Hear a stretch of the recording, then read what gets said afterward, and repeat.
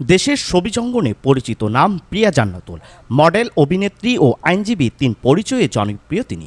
পাশাপাশি স্পষ্ট বক্তা হিসেবেও তার পরিচিতি আছে। সম্প্রতি আইনজীবীর পোশাকে প্রিয়ার একটি ভিডিও ক্লিপ সামাজিক যোগাযোগ মাধ্যমে ভাইরাল হয়েছে। বিভিন্ন গানের সঙ্গে পিয়ার ওই ভিডিও বসিয়ে দিয়ে তা সামাজিক যোগাযোগ মাধ্যমে পোস্ট করা হচ্ছে। ভিডিওতে তার মুচকি হাসিতে ঘায়েল নেটিজেনরা।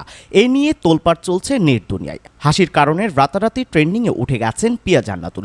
ভিডিও ক্লিপটি নিয়ে বানানো হচ্ছে রিলস, মিম আর ভিডিও। যাকে নিয়ে এত হইচই তার কানেও গেছে বিষয়টি। গণমাধ্যমে দেওয়া এক প্রতিক্রিয়ায় অভিনেত্রী বলেন, আমি স্রোতে গা ভাসিয়ে দিচ্ছি না, কারণ আমি বুঝি যারা 2 সেকেন্ডে ওপরে ওঠাতে পারে তারা পরে 1 সেকেন্ডেই নামিয়ে ফেলতে পারে। ভিডিওটি দেখে অনেক তরুণ যেন পিয়ার প্রেমে বুঁদ হয়েছেন। এ প্রসঙ্গে পিয়া বলেন, আমি বুঝতে পারছি যারা কন্টেন্ট বা রিলস তৈরি করছেন বেশিরভাগই তরুণ যুবক। তাদের আসলে জীবনে এখনও অনেক কিছু দেখার বাকি আছে।